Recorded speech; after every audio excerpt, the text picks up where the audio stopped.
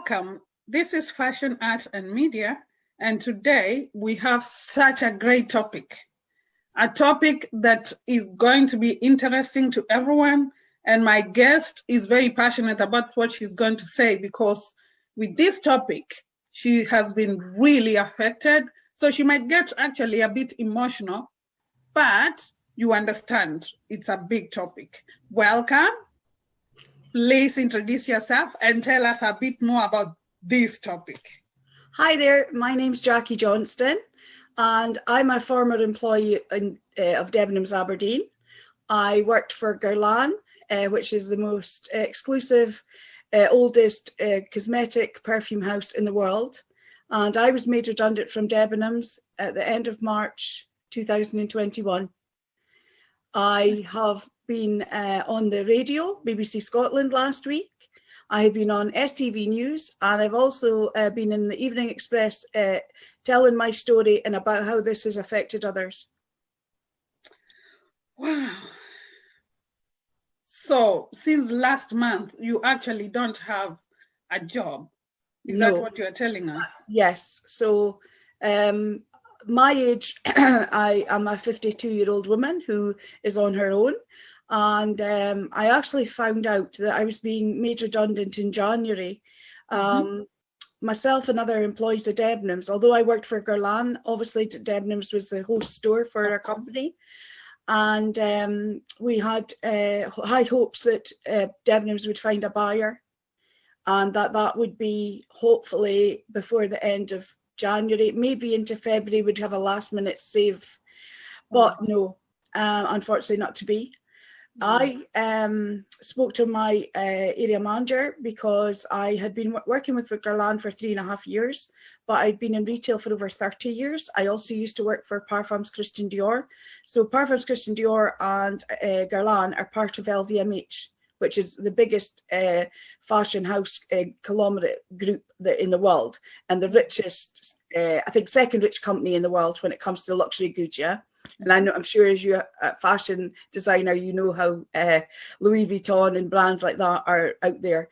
And so I was thinking, well, I work for one of the most richest companies in the world, like groups that own GUERLAIN. Surely there'll be something we can do. Surely GUERLAIN and other companies could move into John Lewis because we were thinking outside the box. So I had a conversation with my area manager, Lorraine St. Clair, who I have to say was the best area manager in the world. Wow. And I've worked for a few. And we sat and she said, Jacqui, I don't want to lose you. Sorry. Oh. She said, let's see if we can do something with John Lewis.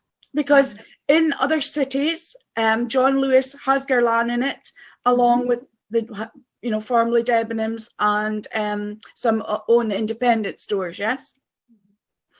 So she spoke to the directors of GUERLAIN and they were trying to have a conversation with the directors of John Lewis, but there was no communication. There was no forward thinking. But then 3 days after that conversation with my area manager, who seemed to be happy that the thought of, not losing me, we could have an opportunity in John Lewis, we'd seen the news in the newspaper that John Lewis was closing as well. Yeah. Now, I'm an Aberdeen born and bred girl, right? And I've worked in every department store there is. It's maybe me. Maybe I'm a jinx. In my background, I started in cosmetics at the age of 19. I actually worked in network marketing when I was 18 for a company called Oriflame. That got me inspired. I wanted actually to be a hairdresser, but the money was only £25 a week. And retail was £39 a week. So I did the sums. But my journey started off actually in the supermarket industry. Most of you maybe won't know, but it used to be a supermarket called Fine Fair that is now known as Asda. It's had a few buyers since then. And I started working in House of Fraser, which obviously no longer exists. I was there for nearly 5 years as an account manager for Elizabeth Arden. I then was so passionate about Parfums Christian Dior. I loved the products, loved the fragrances, that the area manager from there approached me and asked me if I would come and work for Parfums Christian Dior in Debenhams in 92 to 96. Wow. Now, while in Debenhams then, I'm proud to say that I won Employee of the Month several times. And I also won Consultant of the Year for Christian Dior, which was an honour in 1995. We went down to London. We were at the Dorchester. And I did not know I was up for any nomination. And it was the time we launched Dolce Vita, the fragrance, in 1995, which is a very unusual fragrance. Parfums Christian Dior still do it. It's in a yellow box with black polka dots. And I remember having many a fun time in Debenhams wearing this uniform that they made us wear, which was all black, apart from a canary yellow jacket with big cuffs, big lapels, and a big... it looked like a big medallion we had to wear as our uniform. And there was no doubt you could see where we were. I mean, obviously some people that know me can hear me before they see me. But, you know, it was like Christian Dior's on the map and they're in yellow. Nice. I had many lovely uniforms over the years, and that was the one that stands out. But the time in Debenhams, I had so many great memories because... some of the girls, right, were still there at the end when we were like packing up, yeah. And we used to have great times. We would go out after our shifts, you know, the days when the shops were busy, Union Street was bustling. You know, we had these amazing department stores. So at the time of that, we also had E&M's, which was a beautiful store that I worked there for Dior as well. So I actually was employed with Parfums Christian Dior 5 times. Now, I didn't keep leaving for any other reason than something happened in life or I went traveling or stuff. So I kept getting asked back because of my attitude to my work, my passion for customers, my passion for beauty, my passion to help people. That's me. I'm a makeup artist. I love what I do. And as you know, Lydia, I've been in many charity events where I've supported the charities, as well as I've given raffles away for people to get one-to-one consultations with me to inspire them to look good and feel better within themselves, because a lot of people need that. So that was what drove me in the industry. So as I say, Debenhams and me had a history, and actually I have to tell you a funny story. So in my younger day, when some of my colleagues in Debenhams would drag me out kicking and screaming of a night, wasn't much needed kicking and screaming there. We would go out and we would party till the early hours at the nightclubs, right? The Ministry, Zigzags, EC, some of these places, again, is like blasts from the past, great places that we had, okay? And we used to come in the next day. Just let's say we were feeling a bit worse for wear, okay? But you know, the funny stories are still there. Well, this time that I've just told you that I'd won an award for Consultant of the Year, I've been Employee of the Month several times in Debenhams. Well, the store manager wanted to honour me with a presentation, and it was all top secret. And we used to have staff training on a Tuesday morning at 9:30, till 9:30, sorry, and the store used to open. So all the staff are hiding, waiting, this big kind of reveal kind of thing. Jacquie's going to come in and we'll go, hey, Jacqui. Well, I was late for work, so I missed it all. Oh dear. So that's kind of the history with Debenhams and the special time. So never in my lifetime did I ever think we'd ever be in this position. And you know, as I say, I worked for Parfum Christian Dior 5 times. And then I used to also do business development for oil and gas, freight forwarding and shipping as well. So I have got quite a few different strings to my bow, shall we say, of experience-wise, yeah. But my makeup's always been the one that's driven me. And even when I've been not maybe working in a department store, I've continued to do it outside and to keep up my skills. So when Debenhams announced when I was working for GUERLAIN that they'd be closing, the worst thing I think was for seeing people that had been there for maybe 30, 40 years, but we're not at retirement age yet, yeah? So maybe, you know, they were there from 16. One lady, Dot, works in menswear. Now, when I came back to work for GUERLAIN in 3.5 years ago, Dot was still there, and I says, God, Dot, how long have you been here for now? She goes, well, Jack, since I was 16. And she's like, 48. she's got 2 grown-up kids. So these people, you know, have been there since they were trainees. The management, Ailsa, she'd been there since YTS, the scheme was what it was called when you were taken on as a trainee. And they'd worked their way up through the ranks to the management positions. And amazing, you know. So it's amazing that you can leave a store, left in 2006, come back in 2018, and some of the staff still be there. Amazing. And, you know, for me to see those people like broken, I mean, I can't describe it. And on the last day that we worked, we couldn't spend time together because of the COVID restrictions, 2 meters apart. I tried to get a wee party atmosphere down in the cosmetics with our masks on. We had Christmas stuff on. But we knew that it was probably going to be the last time, but we were still hopeful that there was going to be a buyer. Right. Okay, but then not to be. Right. Now we're going to go back. First of all, I'm really sorry about this. I know that it's quite something because you've been working there for a long time, and when they close, it's not good. But Debenhams has been a departmental or department store for over 200 years. Why are they closing? Right. So basically, the issue is, obviously, Debenhams over the years used to be a private company, and then they got bought over several times. A lot of it's to do with greed. A lot of it's to do with the wrong management at directorship level, CEO level. Debenhams used to own their own buildings. Then they sold them off. So the fat cats got rich. Right. People got greedy. People got used to it being good. People never foresaw internet, online sales. They didn't look to the future. They kept the old stock.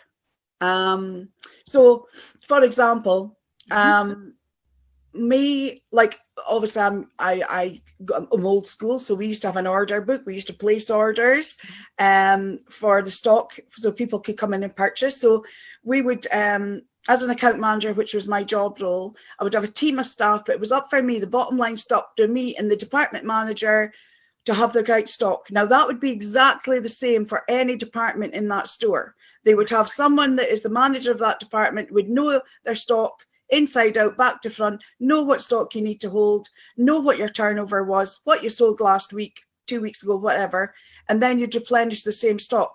Or you might, you know, you'd have the buyers that would go to the fashion shows, that would see what was on trend, they would come and they would buy the stock. That's what used to happen everywhere, okay? And the same as if there was in the cosmetics where you get seasonal looks like you get with fashion, obviously the fashion and the makeup go hand in hand, same as hairstyles, etc. The buyers used to have the people from the companies, your Dior's, your Chanel's, whoever, coming in. The area manager would sit down with the buyer and say, right, the looks for the season is this. We have got X amount of stock coming for your store. Is that going to be enough? They would then liaise with their likes of ourselves, the account managers as well, and say, what do you think? And if we were getting a line that we thought maybe not really, but maybe something else was going to be better, we would argue the toss, shall we say, like, well, actually, I prefer that, but you know what? We need more of this, but we need less of this, because you'd have a budget. We would work within the constraints of a budget. So if someone said you've got £5,000 to spend, we would make sure that that money was well spent in where it needed to be. Then the worst thing that happens is you centralize everything. Now, don't tell me that someone in London, Nottingham, whatever the different head offices are, knows what Aberdeen sells like. Also, the other thing that they don't take into account is the different ethnic communities in the different areas, right? So in Aberdeen, I have a lot of Nigerian, African, Jamaican people, right? For many years, Lydia, you were able to say, how many times could you not get a foundation because it would have been like a honey beige, would have been the darkest color you could have got. People like me stood up and said, we have got to get other colors of foundation for the Black ladies community. You know, I hope I'm okay to say black because I know different. Yes, of course. Yeah. No, but you know how some people are like get offended and stuff. So I So for a black skin, or, you know, an Indian skin, whatever, the colors need to be right.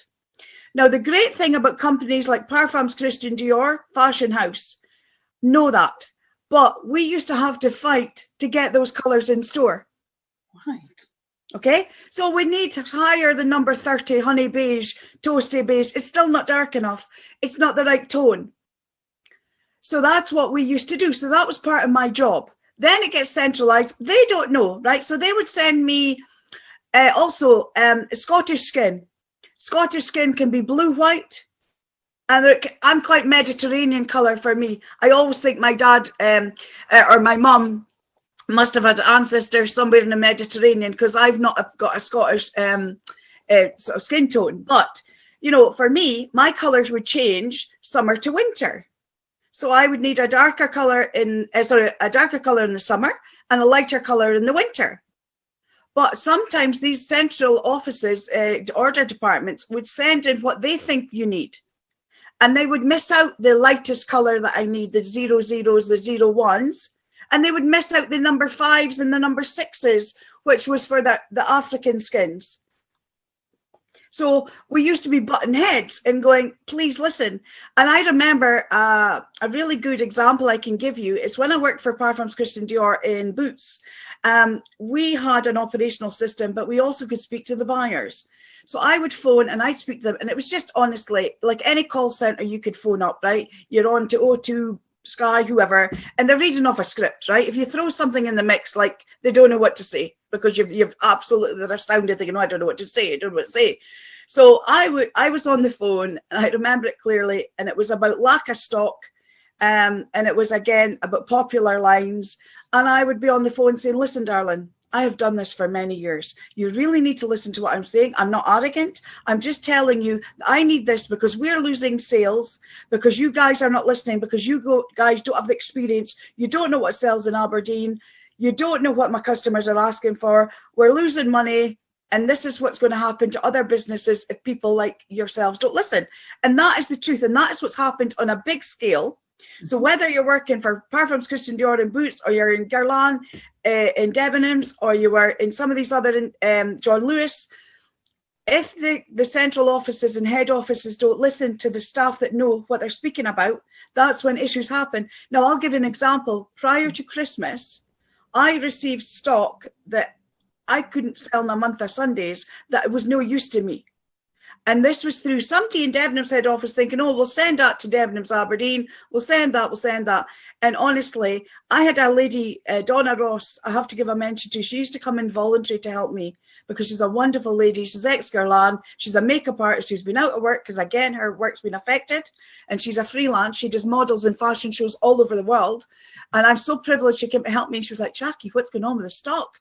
And this, we knew we were closing, right? But we still needed the stock to sell. So what I was told is that the stores that were closing in England for definite were sending the stock up to the stores in Scotland. Mm-hmm. And but they didn't want to really do transfers at this point. So someone could be holding 20 items of stock that I need, but they don't sell, and vice versa. So another problem would be they stopped doing inter-store transfers. Mm-hmm. And the money they were spending was getting hemorrhaged out on things we don't need. And that was across the board. So fashion was getting affected. So, you know, what maybe colours sell in Aberdeen compared to London, again, down to either ethnic communities and things like that as well. I mean, some of the things that not everybody wears black, you know, not everybody wears red. Some people want patterns and colour. And it's the same with colours of lipsticks, things like that. And it's again down to the buyers not having any buyers, because that was removed, and having these people controlling it from a central office. So from the top down, it ricochets and it affects the people on the ground floor that's selling the things to then to affect the customers. Mm-hmm. And what actually happened latterly in Debenhams, we had a system called the kiosk, okay? Now, I used it quite a lot, so much so that a lot of my business would go through that. I'd have customers coming into store, say, Jacqui, I want to order this lipstick and whatever. And I say, I'm so sorry, I've not got it, but let me see if I can get it for you. And they would have to wait maybe 48 hours, 72 hours, and I'd get it in. Then what happened, Debenhams decided to take away that service. So then it was like you didn't have anything. So then how can you continue to do a business when you keep turning people away? Mm-hmm. So I always say the old way worked. Don't broke it if it ain't fixed. The internet was coming, the online shopping was coming, but I personally cannot find clothes to fit me. I'm an unusual shape, and unless you design something beautiful for me, Lydia, which I'm sure you could. You know, I'm a strange shape like most women.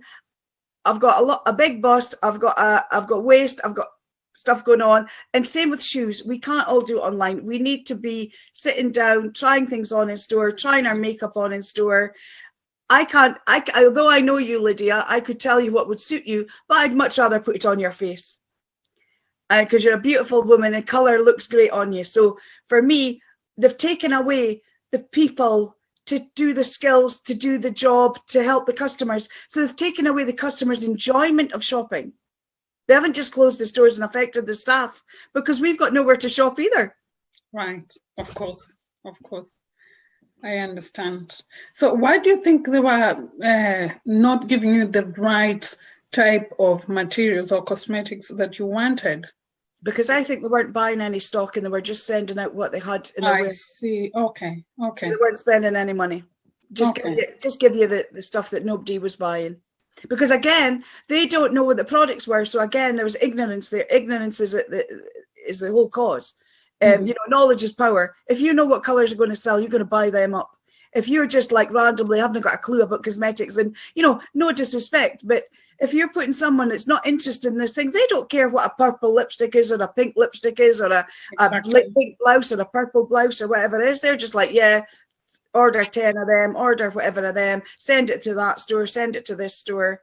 And, you know, so yeah, it's like, again, putting people in jobs that they're not experienced in has got a major impact as well. I am all for helping people get work, but let's get people in the jobs that they actually fit and they're experienced to do the job. And then you will stop hemorrhaging money as well. Exactly. Mismanagement is not a good thing, especially for a company which has been running for that long. Yeah. Exactly. So if you can tell us, now that you don't have a job, everything is closed, what are you doing with your life? By the way, what you're wearing is really nice. That blouse is beautiful. Thank you. Well, I actually bought it in Debenhams when it was open. And it was a Julian McDonald star. I like his stuff, and they stopped taking his brand in actually latterly, and that was one of the things, because I'm kind of a funky chick that likes a bit of biker chick, but I also like a bit of glam and a bit of bling, and he always kind of had that. He did all that sort of stuff. So for me, and I also thought his stuff was ageless as well. So it wasn't like a lot of brands out there where you're kind of pigeonholed into a certain age. I didn't feel like that, and it wasn't as old fogey-ish as Marks and Spencer's. No disrespect to Marks and Spencer's, but not everybody's stuff is there, you know. So what they actually did as well, just to touch on that, about 10 years or so, Debenhams launched what was called Designers at Debenhams. And that's when you had people like Jane Norman and that coming in. And that's when they were doing a big push on personal assistant to come and help you do your shopping. If you were getting married, you were mother of the bride, all that sort of stuff. They also had, which was a fantastic, wedding list where you could go in and decide. You would be getting married, you would tell them what you wanted. Yes. They would organise all that for you, as well as the personal shopper would take you downstairs and help you with your whole outfit. And then they would take you down to cosmetics, and then they would introduce you to people like myself. And I would say, right, what you're wearing, oh, that's what you're deciding on. Okay, let's sort that out. And then what we'd also do as another service is, if they had time, we would invite them in on the day of the wedding. Not necessarily the bride, because she might be at the hairdressers and stuff like that, but the guests of the bride could get their makeup done, or at least get trained to how to apply it. So that was another service that was taken away. So I just wanted to tell you the whole package was there. Yes. And you can't do that online. Yeah. So what I've been doing, okay, so 8 weeks ago, as you know, I'm on Facebook, and I've been a network marketer in the past. I said that in the age of 19, I did Oriflame. So I always know what network marketing is, but network marketing gets a very bad name because of some people run it and aren't always as honest and genuine. And it's just one of these things, unfortunately. It's about who you are, right? And how you just represent a company as an ambassador, right? So about 8 weeks ago, when I found out that I was definitely not going back to Debenhams, and I was just floored. I just could not believe that that was me. And I'm ashamed to say, but I have to be honest, I couldn't see light at the end of the tunnel. Oh. I'm on my own. I have no family. And my job was my life. I loved my job. I put all my energy and passion into it. As you know, any corporate events I could do, any charity events I do, I was the first one to let me help people. And, you know, being around the community of people was so amazing for me and so fun. And I was passionate about everything I did. I drove success into the store. I did events on Facebook about my makeup and all that, as I'm sure you've seen. Because I wanted people to get advice and to get them into store. I didn't want them buying online. So, as I say, I was on Facebook and I was looking around, and I saw this lady that I know. I don't know her personally. I've never met her, but I've spoken to her. Her name's Beth Brannan. And Beth is an amazing lady who herself, at a young age, was a hairdresser, but her mother died instantly. Not instantly. Her mum died without any warning. Suddenly, her mum died. And it left the girl on her own, single mum. And she was also a victim of domestic abuse. And I can relate to that because I've been a victim as well. And it's a hard thing to get out of, trust me. Right. So I saw that Beth was wanting to help people from the bottom up. And what I mean by that is people that had no money, that couldn't start a business, who couldn't even join a normal business online like you see out there, where you needed to have a joining fee, you needed to buy some products. She wanted to start something that was going to be about community, about empowering people, empowering women, empowering each other, and doing it a global opportunity. I phoned a friend who I knew that knew Vicky. And again, I don't know this friend face to face, but only over the phone and on Zoom. And I phoned Vicky and I said, Vicky, what's Beth a way to do? Because I'm very interested. And she said, well, I know it's going to be big. It's going to be global. It's going to be massive. And it's going to be great to help people. It's all about health, wellness, and people's mindset. And I said, okay. I said, so can you tell me a little bit more? She goes, no, I don't know anymore. I goes, okay.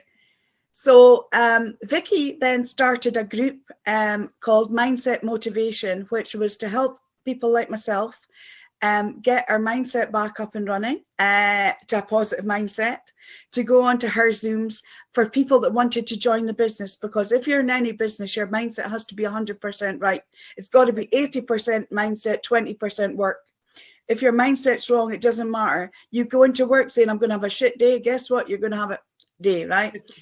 You have to have that positive mindset. Now, so she then said, this is going to be the biggest thing you've ever seen. So if you know any friends who are in a similar situation to you, Jacqui, that's just been told you're getting paid off, that are looking for better health and wellness, and are looking to improve their mindset, this is what we're about. Nice. So as the weeks evolved, I kept finding out a bit more, a little snippet here, a little snippet there. I found out the products were holistic, vegan in most parts, because some of the skincare and collagen products you can't have vegan, or it's classed as vegan, sorry. So I found out it was 20 products. I found out that there's going to be health products, there's going to be wellness for sports, there's going to be hemp products that are all natural, and there's also going to be skincare. Now, those that you know me know I'm so pro Guerlain with skincare, so I'm always like sitting on the fence about any other skincare. But as regarding anything else, I'm like, wow, tell me more. So I've been learning about the products. I know that everything is natural. I know that the people that are in the company are proper nutritionalists, doctors. There's Chinese doctors. There's mindset therapists. We've got everybody in this company. We have got the head of Disney joined the company. We have got the head of Fox Sports News joined the company to be on the board of directors. The owners are from the UK, and they decided that they've never been in network marketing before, but they used to own the UK. They were directors of Google in the UK. They have been in Wall Street. They are big players. Okay, so they wanted to start a business that was about community spirit, no matter where you live, no matter what you've got, and how we can help others. So it's like baby steps. So what they've done is they've launched this company called Newtonic. People can join. Obviously, if people want to join my team, they would need to contact me and I can sign them up. I sign them up for free. They don't need to purchase anything because we will give them all the training and support until they're ready. But even supposing they might have friends that could afford to buy some products, they can earn money that way. They don't need to purchase a product themselves. And that is a major difference. Most companies out there have got you buying so much stuff that you maybe have got it sitting in the cupboards for years later. You can't afford to buy them. So it's also as well, which I think is so important, is that the owners want that every 6 months, right? Because it's obviously just started last week, the business. We launched it for the first time ever globally. So it's so brand new, okay? It's never been seen before. They want to give money back to the community and the churches of people's choice. How amazing is that? They want to leave legacies to children of the mothers. They want to help victims of domestic abuse, of single mothers, of people that have been punished in ways that's unimaginable in different cultures, in different countries. And you know where I'm coming from with that. I don't need to go any further with that. People know where I'm coming from. So there's no country that can't join this. So for people in Africa, we can help. We can help give back money, pay back money to communities there. So if anybody joins our business and they are in that community, we can actually donate money back and help the people start from nothing. But it's also on our doorstep here in Aberdeen, where, you know, we have only got, when I say only, to give you an example, for 4,200 people to join a business in day one, to crash the internet, and for 200,000 visitors to go on in day one, is quite incredible. It's quite a feat. Right. Yeah. But what we want to be is different from anyone else. We don't want to be tarred with the same old brush. It's that network marketing, or you won't make any money. It's a pyramid. It's a scam. There is no pyramids, because in a pyramid, you have to take money for nothing. And that's what there's a lot of ignorance out there with it. But I understand why people have those opinions, because there has been people that's done the business bad out there, or there has been people that have been signed up on businesses and left to struggle. We know what anyone's struggling. Someone that's in my team will get help. Someone, my uplines team get help. Last week, for example, I had a lot to do with being on the TV and so on. I couldn't be there for my team all day. So I said to my upline, Vicky, I need your help to speak to my team, to train my team today. Can you support them? Absolutely. It's about helping each other one step at a time. Right. Amazing. So what I don't understand, this company is quite new. Well, it's so new, it's never told. It's quite new, but if they don't pay anything to get started, okay, how is it going to work? Where is this money coming from to so give them these products to sell? Yeah, so the products are there to sell, but the person wants to join the business. Just for example, just say like they've no money to spend. We will join them up and we will give them a website and tools to help them. We will also train them how to make friends in a community where they can inspire others to maybe want to buy products from them. Right. So just imagine the communities in Africa, right? But they've got the technology, or India, or wherever, they've got the technology. We won't scam people. We will be part of groups where we will say, we've got these products. If anyone's interested, they can buy from me. It's about getting your business out there, doing it in an ethical, proper way. There's nothing like scamming people, sending emails to people, unwanted texts. It's like you're building up a friendship community, but you're also saying, I have a business. So for instance, Lydia, I sent you a message saying, hi, Lydia, I'd like you to take a look at my new business and sent you a brochure. That is what I do And that's what everybody's trained to do to their friends, because we shouldn't have to scam anybody, or nobody should ever scam anybody, but we shouldn't have to be going out with our own network. But some people maybe don't have a network, who are maybe alone. So we want also them to feel part of a community, because it's a pretty sad place being on your own. So we are all help each other, build each other up. We give each other ideas, we inspire, but we learn from the people in the know. So we're learning from people that are successful, who are legitimate business people, who inspire others every day. So it's not go and message 10 folk you don't know.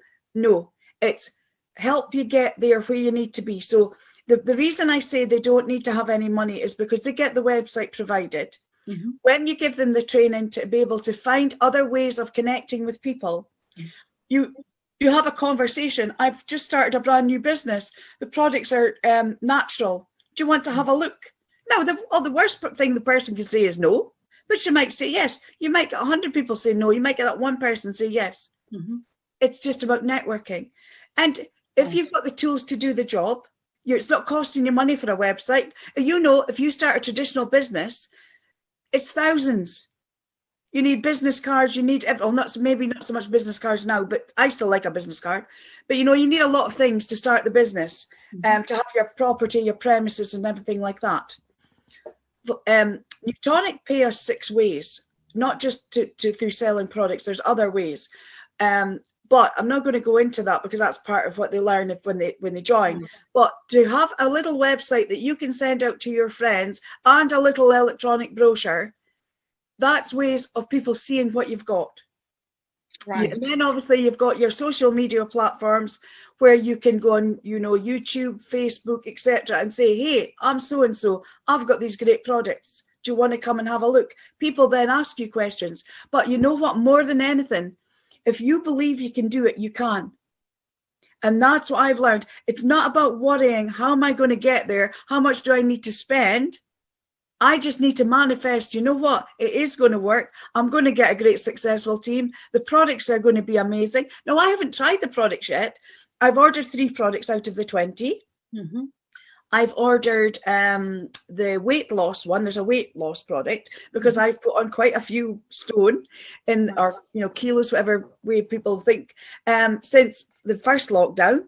And I'd like to get back to normal. I also we get training on all the products and all the information on the products. There's no stone unturned in this business, right? So if somebody comes in wet behind the ears, they've never done any of this before, come and have a look. Let us show you where we've got everything, and we help them every step of the way, as I say.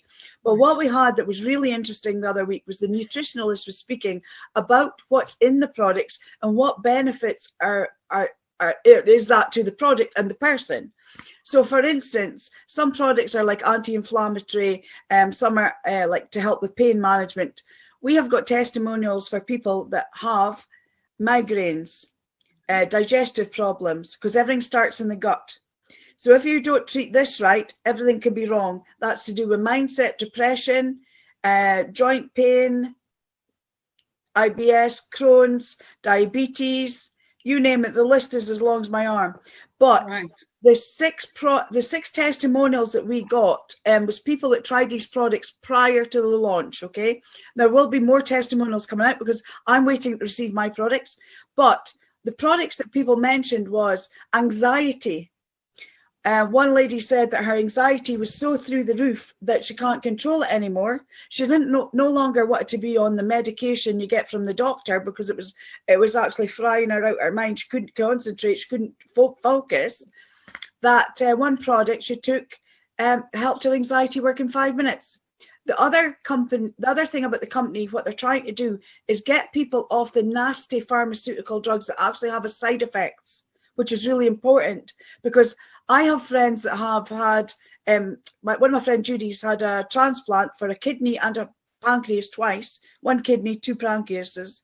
And she has to take anti-rejection drugs. And the side effects of anti-rejection drugs has been quite a lot of different things, from skin cancer, etc. She's had things, other operations to get. So I know that some things you have to go through the pharmaceutical route, but if we can help people get a natural route and help them like either eat better, feel better, head better, then that makes a difference. Another thing I didn't know, and I don't know if you know this, but it's quite good if your listeners maybe find out. We're going to have a few products that have got hemp in it, but there's different types of hemp. There's different oils and there's different concentrations of hemp. But way back when I would probably been a little girl, and maybe, you know, other people were little girls and boys, we used to have great food, and everything we had would have been organic, because you know how it is. There was not the pollution, there was not the chemicals, etc.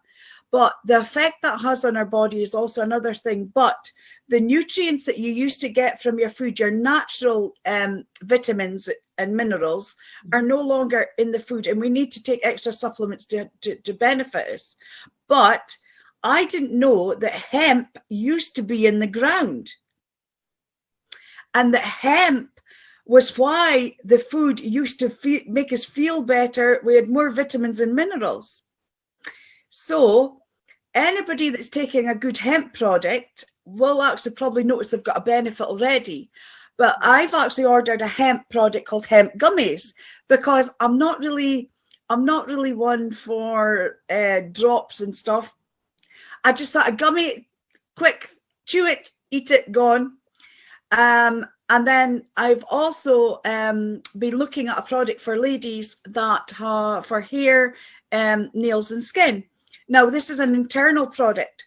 So there's a lot of people out there at the moment have had problems with their skin, not just with wearing the mask, but we have a lot of people with acne, you know, and topical skin problems, psoriasis, eczema. Stress causes that as well. That comes from the gut as well. And there's a product that out there in this new tonic business that is going to help people internally, so that their skin from the inside, from taking the food internally, the product internally, will help their skin on the outside. You ladies, I know with your beautiful weaves, I don't know if this will help you guys. So I'm going to ask you a question, Lydia. Mm-hmm. When you guys wear the weave, does it affect your own hair underneath with years of wearing a weave? I don't know. Okay, right. So my question, my answer to that being, if you know, some ladies might. So Lydia, there's a product for hair, skin and nails that I was saying about the skin and everything. People wear extensions or hair weaves, etc. I don't know if it has an effect on the well, I know it has an effect on the hair, but different types of hair. There's been a lady that's done a testimonial, has been taking this hair, skin and nail product, and her hair's grown like unbelievably thick, glossy, and she used to have to always wear extensions. So I thought that was good feedback. People also with the hand sanitizers having problems with their nails. Nails are growing. So these products are for everyone, but we want to help everyone from the home, Aberdeen, Grampian, Scotland, the UK, and globally. So this isn't just for only certain communities, it's for everybody. So people can have a look at the company, they can have a look at the opportunity. And if they're finding, like in Aberdeen, obviously, it's not just been retail, it's been affected, but also oil and gas. That's true. That's true. Well, thank you so much. We really enjoyed you telling us about Debenhams. I remember Galion used to give us things for our goodie bags for the fashion week. That's something we'll miss. I remember sometimes, especially when one of the girls who I know, who is my friend, used to work there, I used to be invited for champagnes every other Friday, you know. Yes, yes, it was really good. And then now it's closed. Where am I going to get the free champagne from? The champagne, the goodie bags. I mean, the goodie bags from, they were great. I mean, but that's true, Lydia, right? So in a serious note, without the champagne, right? Where are people meant to go and try a fragrance? You know, I'm not talking Boots the Chemist. I'm not slagging Boots the Chemist, because obviously, but they don't have every fragrance. So when we had Debenhams and John Lewis, you could go and you could have every fragrance you tried. So your luxury fragrances, your luxury makeup. So how are you meant to try something new that's been launched? I know that Guerlain has launched some new things. I know that I won't have ever get a chance to try them or smell them. and I think the nearest stockist is Fraser's Glasgow. Right. Where, you know, online we could order it, but you're not going to smell it. You know, we haven't got smelly vision, smelly online. You know, you need to try it on your skin, whether it be a fragrance or a makeup item. To texture, the smell, the whole experience is about touch and feel and smell, isn't it? Exactly. From a child, that's what you learn by your senses. And I think, I don't know what's going to come. I mean, I've spoken to a few people recently, and people mentioned that maybe like some Marks and Spencers are next, or maybe going to step it up and try and get stores that are more like department stores. But I just don't feel it. I think we need to go back to what we had before. For somebody who's a multi-millionaire, billionaire, to look at this and say, right, Aberdeen has got nothing. I was speaking to a gentleman the other day. He said a lot of cities are the same. They were in Edinburgh the other week, Monday, sorry, last week. And Edinburgh hasn't got the same. Jenner's is gone. You know, Jenner's was one of those fun places. You went to Edinburgh, I'm going to Jenner's. You maybe didn't want to buy anything, but it was such a historical store. You had to look round. So somebody's got to step up. I mean, what I said in my interviews on the news and the radio was that, you know, I'm not a politician. I'm not into politics really, but when it comes to either the Scottish government, the UK government, any government, they have to look at the big picture. They have to realise that not everyone can shop online. Certain people of a certain age can't get access to internet. And people want to meet up with their friends. They want to go shopping and have fun together. They want to go and get that bag of samples. They want to sit with that glass of champagne at that counter that they've always loved and went to see that favourite person. You know, they want to have store VIP nights where you get like prizes and fun things because you're a loyal customer.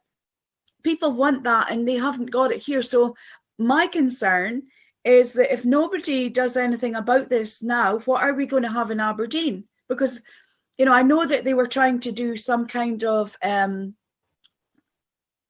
appeal to help keep Aberdeen stores open, you know, a petition for John Lewis, but they didn't do no petition for Debenhams. You know, it's like, so you petition for one store and not the other. It should be about the city, you know. And I think I don't want this to come across as not very nice, but I don't have a lot of respect for the council, the Aberdeen councillors, because they've made Union Street, that used to be a beautiful street, into just a disaster looking street because it's got pallets where bus stops used to be, you know, wooden pallet things. It's got cones that we can't drive down. We don't know how to get from A to B. Right. You know, so yeah, we need our shops back, Lydia. We need people like you to inspire people in fashion to maybe think of, you know, what about like designers having a designer shop with designer products in it that can be luxury, you know, a bit like when we had Cruise in that, right? We still got Cruise, but something like that people that are independent designers could maybe have with independent companies. I think that would be a good thing for the future. People have got money in Aberdeen and people need, I mean, not just Aberdeen, but people want to come up and see people's beautiful clothes, beautiful items, and they want to spend money, but they don't want to necessarily ping a button online and say, and then it arrives and it's not the right size or the right color. Exactly. I hear what you're saying. I'm sure with the closure of this, of Debenhams, another store will come up because, as you said, Aberdeen has a lot of money, so people are definitely going to want to shop. So something will come. Well, I hope so. I definitely pray for something coming because, you know, it'll make me and a lot of people very happy. But in the meantime, as you know, I'm just trying to help people earn something every day and not have to have any money to invest, because, you know, at the end of the day, being a realist, when you get paid off, and the other thing and maybe important to mention is that when we got paid off, we're not entitled to universal credit because we get redundancy, and it doesn't matter if it's just a small amount of money. If you've got something, they are like, you know, it doesn't matter if you apply, you keep getting rejected. And just one final thing, if I may say, is I had to send a message to Universal Credit today to say that this month I have got direct debits coming off and I don't have any money left to pay them. Realistically, honestly, genuinely, truthfully. Sorry, I have another interview, but this you have to explain. Does that mean that Debenhams actually didn't leave you with any money? No, that means that the government are refusing to pay people like me that got a little bit of redundancy, which was not enough to cover a month's bills, by the way. They expect me to live off that and pay bills without giving me any money to support me until I find another job. So that's why I'm having to do this online business to try and get some money for the future until I can find a job that I can earn. But the government only gives you a small amount of money. But for people like me, we're not qualified yet. Right. I don't want to speak about the government or the council, but I can feel your pain. Yeah, that's okay. That's fine. We don't want to go in a negative vibe. We just want to say people lost their jobs and they need a job and they need help.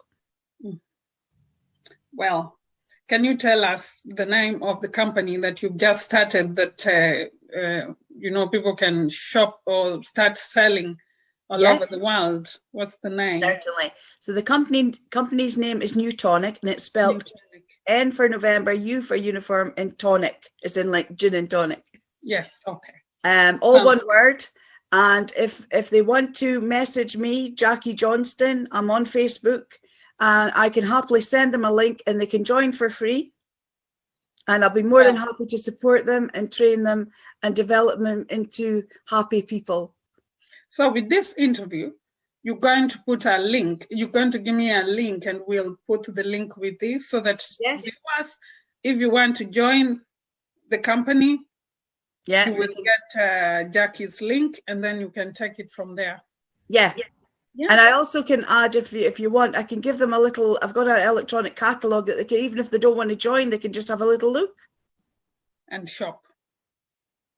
Sounds good. I might just do that. Thank you. Thank you very much. It's been wonderful talking to you. I know it's been emotional. Yeah. But we've learned so much. And I just want to send love out there to everyone that's maybe been a previous customer and just say, I wish I could have said goodbye, but we didn't get a chance. I actually wore my dress and, everything I'm wearing today is from Debenhams. So. And me too. It's sad that, that it's gone. Yeah, it's part of history that's gone, and this is what. So thank you so much for having me on, Lydia. I really appreciate you being able to let me tell my story. And hopefully for the future, we can find a way to help others and inspire others. And hopefully, we can get some nice department stores back in Aberdeen so we can see some people happy shopping. Definitely. Well, thank you so much for your time, Jacqui. It's been amazing. Oh, thank you. I've had an amazing time. I'm sorry if I went on a little bit. Come on. It's really nice. It's really nice. Viewers, you like this interview because I really enjoyed. Oh gosh, I didn't know how much, this has affected you. The fact that you've been there for so many years and then all of a sudden. Yeah. Well, it's actually quite funny because when I worked for Christian Dior for over those years, I've actually got a tattoo saying Miss Dior. I don't know if you can see it. Yeah? But that was my nickname before I worked for GUERLAIN. People say, "Is Miss Dior in today?" Because that's how they called me. They didn't know my name, some of them, and that was like I got that done just before I left Dior, and so as part of my history is on my arm. So yeah. Wow, amazing. At least you have something to I've got loads of good memories. They're all in my heart. They're all up here. Yeah. And I just, you know, I'm so glad. I actually feel privileged that I was able to be in a position like that where I could help people, and also had such great fun and great memories. It's just sad that we are not in that position anymore. Just a quick question. You might not have an answer with this question, but what's going to happen to that big building? Well, there's other shops there, isn't it? Well, the problem is the Trinity Centre, obviously I heard, right, that they're having their, I don't know if it's there now because I've not been into town, but you know where the Waterstones building was, Poundland is going in there if it's not in there already. The big building, I heard that Primark maybe wants it. Right, okay. Because it's a very big building. But we don't know. I don't know if that's just rumours, fake news as they call it. But it's such a big, but the other thing as well is, you know, if you think of the way Aberdeen layout is, it's very disjointed. So when you used to go to the Bonnecourt Centre, there was John Lewis. There's not much shops in the Bonnecourt Centre. Trinity Centre, obviously where Debenhams is going to be the same. And then you'll have Union Square, which hasn't got any kind of shops that, I don't mean that, they've obviously got some shops, but it's not quite the same store. Something is happening to Aberdeen. Maybe we are being encouraged to shop online. But we don't want to shop online unless it's an online business. That's a difference. If it's an online business already, that's okay. You're not taking anybody's job away. If you're, the other thing I found out is Boohoo bought the online business from Debenhams, yes? But Boohoo doesn't get it till next year. So I don't know why there was such a rush to shut the stores, because they could have sold through the stock. Because the government could have furloughed everybody and then reopened and then carried on trading like now. So England is trading. But Scotland couldn't trade because we were told we weren't allowed to open by the Scottish government. But they could have then carried on once that COVID, the restrictions and lockdowns lifted. They could have let us trade to sell the stock, because they're selling stock for next to nothing now. So surely something that was maybe valued at £50 or selling for maybe a couple of pounds would be better selling it for the full price. Sorry, half price. Yes, there's a lot of sales online on the Debenhams website, and the things are so cheap. Yeah, the other thing as well, you may notice, Lydia, that the premium cosmetic companies are no longer on Debenhams.com. Right. Okay. So you can't buy anything from GUERLAIN, Dior, etc., because they took their stock back, because they will not be sold at that kind of prices. Exactly. Because it's premium products. Yes, of course. Of course. It's different having a sale 10-20% off, you know, which is all great for everyone. But no. So I also, just to let you know, I actually, when the store was closed, I had to go in and physically close down my counter for the last time. And that was horrendous. So that's how I know it's not online, because the stock had to be packed away and sent back to GUERLAIN and Dior, etc. Right. Wow. Very emotional. Yeah. Anyway, we'll stop here today. Yes, I know you so much. Thank you so much. Viewers, thank you for watching. Thank you for listening. Jackie, we really had fun talking to you, and yes, come back another time if need be and tell us about what you're doing. I would love to. And also as well, when we're allowed, you know, I'd like to get back into the charity event side of things. And, you know, if I can do some makeovers to raise some money, or, you know what I mean, to help others, that's what I want to do. That's what I'm about. So, yeah. If I'm organizing something, I will definitely. Honestly, I really would love to. For, you know, I do Sue Ryder and everybody. I'm just so happy to help. So if I can do sponsored makeovers, you know, 20 quid a time, whatever, bang it into the charity at these events, happily do it. Perfect. I'll keep that in mind. No, please do. Please do. Okay. Thank you very much. Thank you so much. Have a wonderful day, and it's been an absolute pleasure for inviting me on. So grateful. Thank you. Thank you. You too. Bye-bye. Bye-bye.